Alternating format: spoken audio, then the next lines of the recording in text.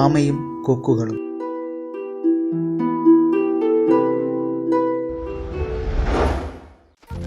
വളരെ മനോഹരമായ ഒരു കാട്ടിൽ ഒരു തടാകമുണ്ടായിരുന്നു. തടാകത്തിൽ ഒരു ആമയും കുറേ മീനുകളും സന്തോഷത്തോടെ ജീവിച്ചിരുന്നു. തടാകത്തിനടുത്തായി കൊക്കുകളും താമസിച്ചിരുന്നു. തടാകത്തിലെ മീനുകളെ ഭക്ഷിച്ചുകൊണ്ടായിരുന്നു കൊക്കുകൾ ജീവിച്ചിരുന്നത്. കുളത്തിൽ ജീവിച്ചിരുന്ന ആമ 2 കൊക്കുകളുമായി ചെങ്ങാത്തത്തിലായി.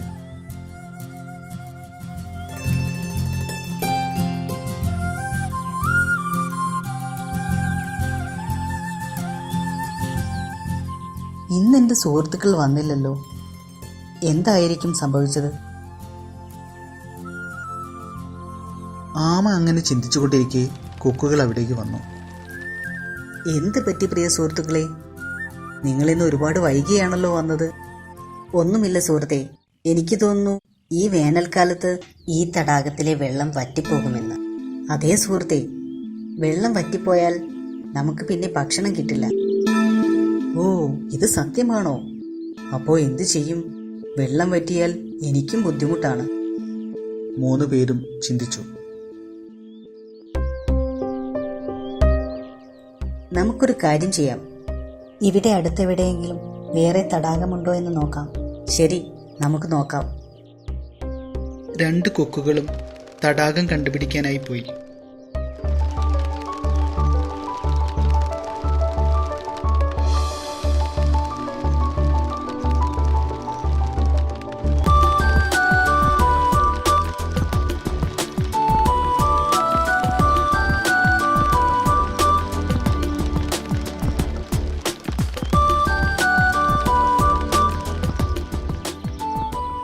വൈകുന്നേരമായിട്ടും കൊക്കുകൾ തിരിച്ചു വന്നില്ലല്ലോ. അവർക്ക് തടാകം കണ്ടുപിടിക്കാൻ കഴിഞ്ഞിട്ടുണ്ടാവില്ലേ? ആമ ഒരുപാട് നേരം കൊക്കുകളെ കാത്തിരുന്നു. അവസാനം കൊക്കുകൾ തിരിച്ചെത്തി. ഹോ, അവസാനം നിങ്ങൾ തിരിച്ചെത്തി. ഞാൻ രാവിലെ മുതൽ നിങ്ങളെ കാത്തിരിക്കുകയായിരുന്നു. അടുത്ത ഗ്രാമത്തിലായി ഒരു വലിയ തടാകമുണ്ട്. അവിടെ നമുക്കുള്ള ഭക്ഷണവുമുണ്ട്. ദൈവത്തിന് നന്ദി. നമുക്കെല്ലാവർക്കും അങ്ങോട്ട് പോകാം. ഒരു പേടിയും കൂടാതെ സന്തോഷത്തോടെ നമുക്കവിടെ ജീവിക്കാം. പിറ്റേ ദിവസം രാവിലെ കാണാമെന്ന് തീരുമാനിച്ച് അവർ പിരിഞ്ഞു.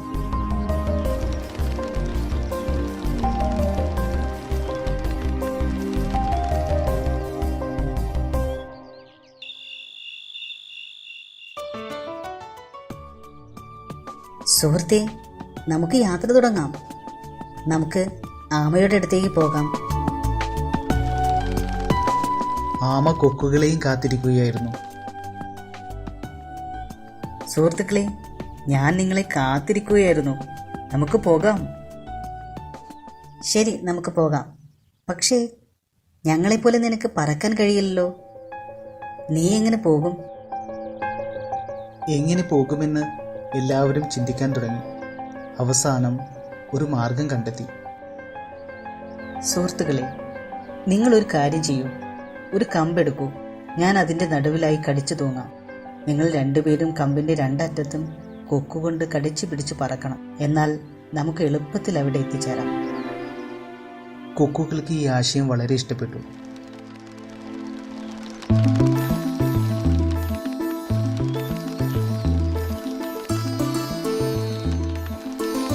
അവർ തിരഞ്ഞു പിടിച്ച് ഒരു കമ്പ് കൊണ്ടുവന്നു. സുഹൃത്തുക്കളെ, നമുക്കൊരു കമ്പ് കിട്ടി. ഈ ആശയം വളരെ നല്ലതാണ്. പക്ഷേ നമ്മൾ വളരെ ശ്രദ്ധിക്കണം. നമ്മളിൽ ആരെങ്കിലും ഒരാൾ സംസാരിച്ചാൽ നമ്മൾ താഴെ വീഴും. ഇല്ല, ഇത് ഞാൻ കൊണ്ടുവന്ന ആശയമല്ലേ. ഞാൻ സംസാരിക്കില്ല.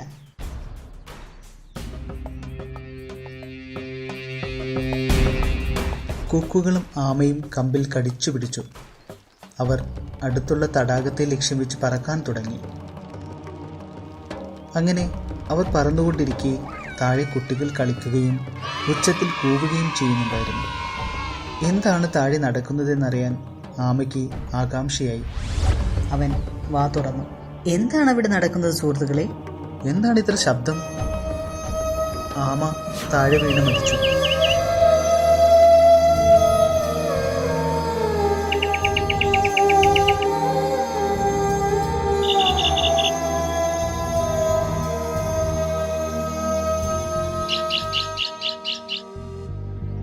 സങ്കടം സഹിക്കവയ്യാതെ കൊക്കുകൾ എങ്ങോട്ടോ പറന്നുപോയി.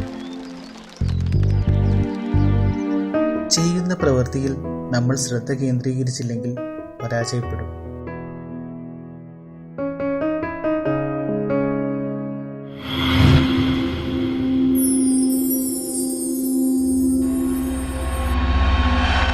എന്റെ വീഡിയോ ഇഷ്ടമായെങ്കിൽ ഈ ചാനൽ സബ്സ്ക്രൈബ് ചെയ്യുക, ബെൽ ബട്ടൺ പ്രസ് ചെയ്യുക, മറക്കാതെ ഷെയർ ചെയ്യുക.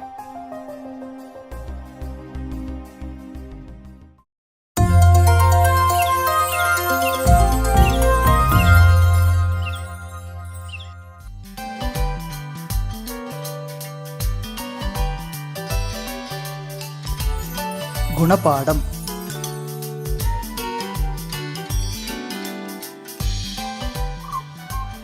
പണ്ട് ഒരു വനത്തിൽ ഒരു കുറുക്കനും ഒരു കൊക്കും താമസിച്ചിരുന്നു. അവർ കൂട്ടുകാരായിരുന്നു.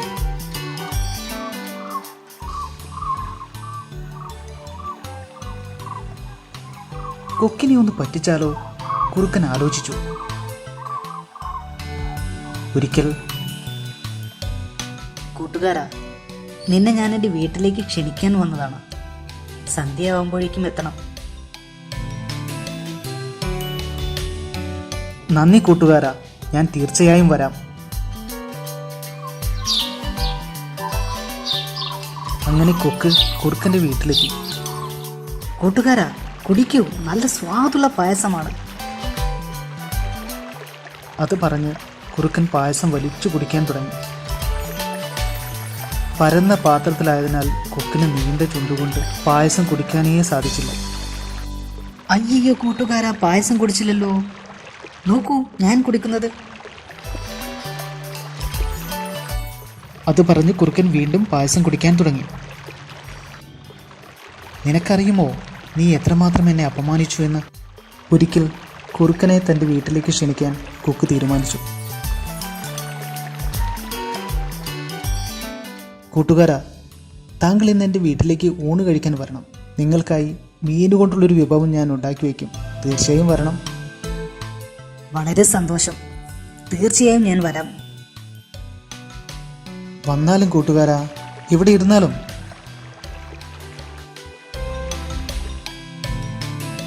ഒരു നീണ്ട കുടത്തിലായിരുന്നു ആ വിഭവം വിളമ്പിയിരുന്നത്.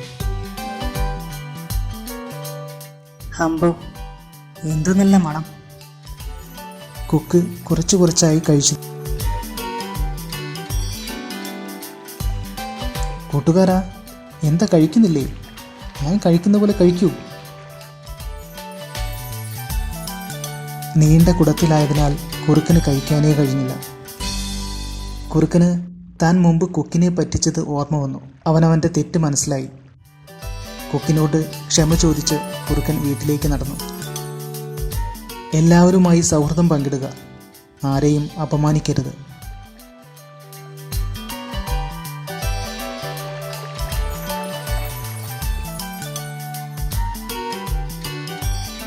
എന്റെ വീഡിയോ ഇഷ്ടമായെങ്കിൽ ഈ ചാനൽ സബ്സ്ക്രൈബ് ചെയ്യുക, ബെൽ ബട്ടൺ പ്രസ് ചെയ്യുക, മറക്കാതെ ഷെയർ ചെയ്യുക.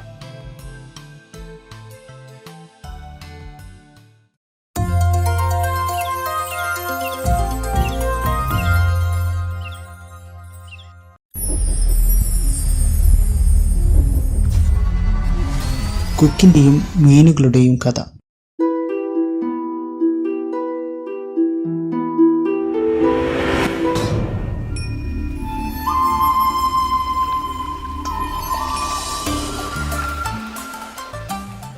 ഒരു കാലത്ത് ഒരു വനത്തിൽ വളരെ മനോഹരമായ ഒരു ചെറിയ തടാകമുണ്ടായിരുന്നു.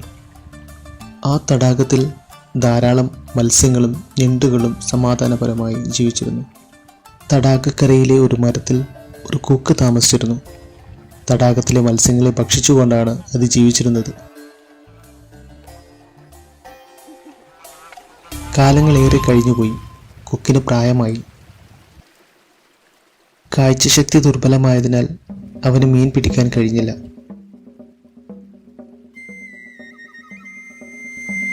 മീൻ കഴിക്കാതെ വളരെ ദിവസങ്ങൾ കഴിഞ്ഞതിനാൽ അവൻ വളരെ ദുർബലനായി.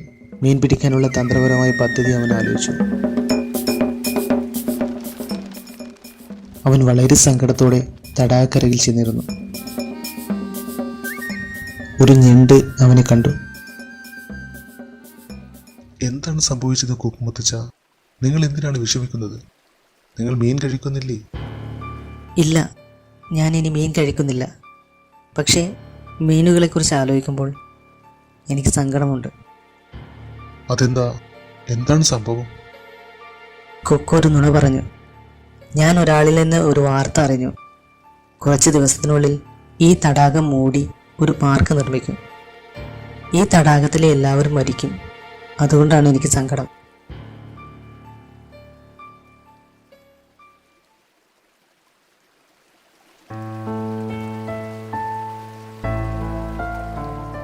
ഞണ്ട് വളരെ പെട്ടെന്ന് എല്ലാ മീനുകളെയും വിളിച്ചു ചേർത്ത് അവരോട് സംഭവം പറഞ്ഞു. മീനുകൾ ദുഃഖിതരായി.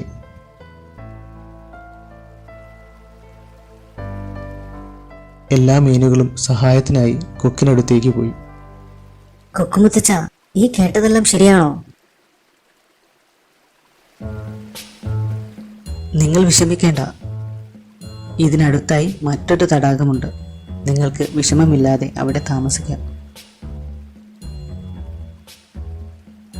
ശരി, അതിനിപ്പോൾ ഞങ്ങൾ എന്താണ് ചെയ്യേണ്ടത് മുത്തച്ഛ? ഞാൻ നിങ്ങളെ ഓരോരുത്തരെയായി തടാകത്തിലെത്തിക്കാം.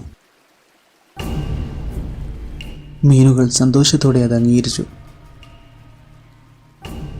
മീനുകളെ വിഡ്ഢികളാക്കിയപ്പോൾ കൊക്കിന് ചിരി വന്നു. കൊക്ക് ദിവസേന ഒരു നേരം 2 മീനുകളെ വീതം ആ കുളത്തിലേക്ക് മാറ്റി. ഇനി ഞണ്ടുകളുടെ സമയമായി. ഞണ്ട് കൊക്കിൻ്റെ തോളിലിരുന്ന് തടാകത്തിലേക്ക് പുറപ്പെട്ടു.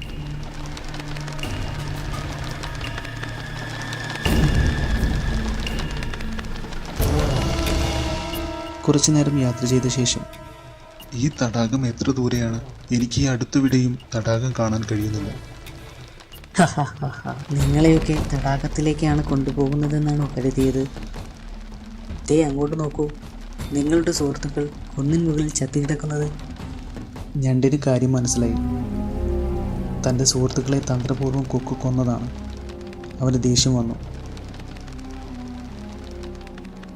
തൻ്റെ മൂർച്ചയുള്ള നഖം കൊണ്ട് കൊക്കിൻ്റെ കഴുത്തിൽ ആഴത്തിൽ മുറിവേൽപ്പിച്ച് അതിനെ കൊന്നു.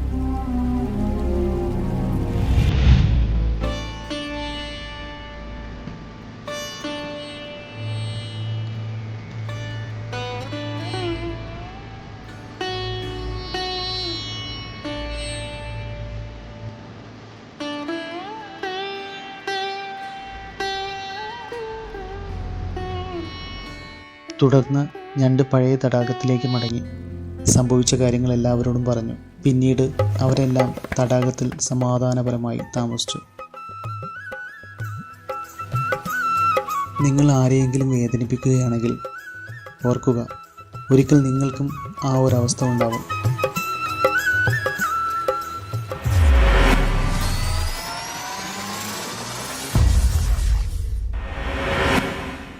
എന്റെ വീഡിയോ ഇഷ്ടമായെങ്കിൽ ഈ ചാനൽ സബ്സ്ക്രൈബ് ചെയ്യുക, ബെൽ ബട്ടൺ പ്രസ് ചെയ്യുക, മറക്കാതെ ഷെയർ ചെയ്യുക.